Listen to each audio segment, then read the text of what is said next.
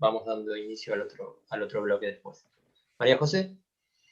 Bueno, buenas tardes a todos, a todas. Un gusto encontrarme con ustedes, algunos de los rostros que hace mucho que no veo, amigos muy queridos, compañeros muy queridos. Lo que vamos a presentar nosotros es una reflexión a partir de las posibilidades que nos dio la pandemia de poder pensar un poco más sobre nuestras prácticas docentes. Este es un trabajo que pensamos de manera conjunta con Viviana Sargiotto y con Joana Sarmiento. Y bueno, comienzo. El contexto de la pandemia en relación a nuestras afectaciones docentes nos obligó a ciertas reeducaciones del trabajo cotidianos. Entonces, esa reeducación que hicimos, muchas de las acciones quedaron relegadas, y esto que de por sí representó para cualquiera de nosotros un enorme problema y también un enorme vacío, también habilitó tiempos y espacios para poder pensar la tarea docente en el sentido del ser a la mano, heideggeriano, ¿no? En donde el filósofo manifiesta que martillear es descubrir la específica forma de manejar el martillo, la forma en que ese martillo es útil. O sea, nosotros antes del COVID-19 ya teníamos acceso a la UMPA bimodal y la considerábamos parte de nuestro trabajo cotidiano, una herramienta tecnológica que utilizábamos desde hace mucho tiempo, la conocíamos o creíamos conocerla, y este tiempo nos permitió, digamos, adentrarnos un poco más en este tema. El marco de la pandemia lo que hizo fue habilitar la reorganización de nuestras actividades docentes, y para eso proyectamos un trabajo de avance con un mayor conocimiento de los recursos de la UMPA bimodal, y nos encontramos allí con un recurso que existía desde siempre, pero que evidentemente nosotros nunca habíamos tenido en cuenta, que era el recurso del libro, que ya lo han mencionado algunos otros compañeras. El libro, como ya lo dijeron, no voy a ahondar en este tema, es un módulo dentro de Moodle que tiene como ventaja poder construir, digamos, sobre un formato multimedia, con una modalidad de capítulos y subcapítulos, que en realidad la ventaja que tienen es que pueden irse recorriendo en idas y vueltas sin que se pierda el hilo conductor de la organización que el docente, que en este caso nosotros asociamos a él. Pues bien, al comparar los recursos que utilizábamos para la estructura histórica de nuestras propuestas docentes con las posibilidades que podía brindar el recurso del libro, pudimos notar algunas connotaciones de carácter positivo. Por ejemplo, pudimos notar que con este recurso se podía superar los límites de la presentación estática del aula virtual, algunas de las cuales ustedes han estado viendo en las imágenes que han mostrado desde ahora, establecidas casi jerárquicamente y verticalmente. Podíamos reemplazarla en todo caso por una con un diseño dinámico, horizontal y con elementos retroalimentados. Podíamos también establecer diferentes secuencias de recorrido, atendiendo no solo al interés del estudiantado, sino además considerar los diferentes tiempos que ellos se dieran para las cursadas.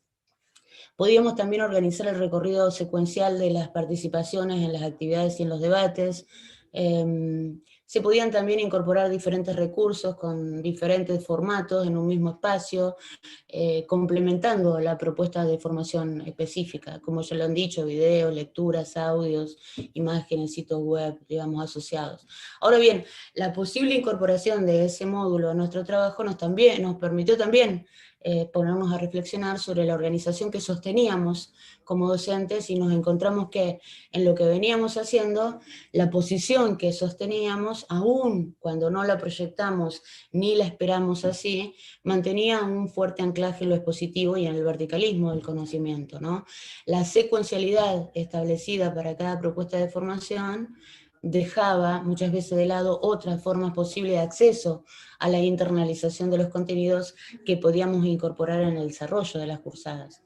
También las actividades que perseguían, por ejemplo, la acreditación de los espacios que teníamos, en general las poníamos o las establecíamos de antemano sin considerar el proceso de llegada a las mismas, ¿no? Durante el tiempo particular de cada estudiante. Y también notamos que las actividades complementarias que tenían nuestras aulas no eran asumidas como proceso ad hoc de formación complementarias. Entonces, sumada a estas reflexiones, además, tuvimos que vencer la resistencia a reflexionar a partir de la interpelación provocada por una estructura tecnológica que forma parte de las condiciones de trabajo en las que estábamos insertas. Esta provocación a repensar la organización docente en la virtualidad a partir de los recursos técnicos con los que contábamos impactó en nuestras implicancias como docentes. Y volvimos a mirar a modo de lo que es la segunda navegación platónica, ¿no? Eso de volver a repensar sobre lo que uno es, cuáles esquemas portamos y naturalizamos para nuestras prácticas cotidianas.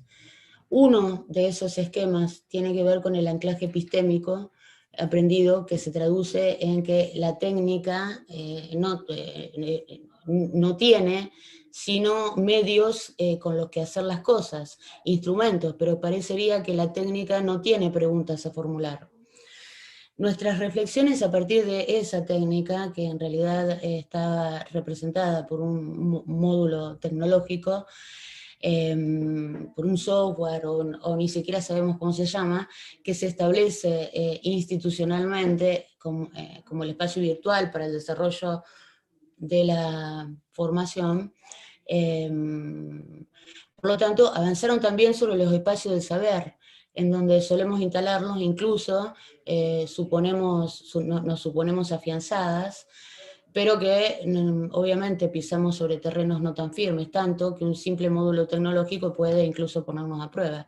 Y esto no es novedad, conocíamos que así avanza el conocimiento, cambian las generaciones, migran los contenidos, tal cual también la máxima de Heráclito, que no podemos bañarnos en el mismo río, en las mismas aguas durante las mismas veces, ¿no? ¿Por qué? Porque si bien el río es el mismo, sus elementos, su cauce, el agua que corre por él ha cambiado.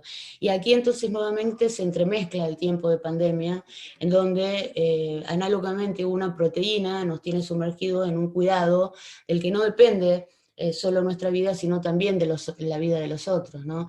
De la misma forma que nuestras acciones docentes no solo ponen en juego nuestra propia historia de formación, sino la propia historia de formación de otros. Entonces, podemos comprender muy claramente que no es un recurso técnico el que nos motiva las reflexiones sobre el ser docente. Podemos darnos cuenta que esto surge de un bagaje de historias compartidas, de caminos que construimos, de experiencias, de ida y vuelta en los procesos de aprendizaje y enseñanza. Esas son las bases sobre la que estamos compartiendo esta experiencia, que no hay ni más ni menos que seguir abonando a la pregunta sobre cómo nos ubicamos respecto del conocimiento, sin perder de vista que esto implica siempre navegar en un océano de incertidumbres a través de archipiélagos de certeza, como ya lo decía el enorme Moreno. Entonces, la pandemia del COVID-19 y un recurso tecnológico. Dos realidades muy alejadas unas de otras que sí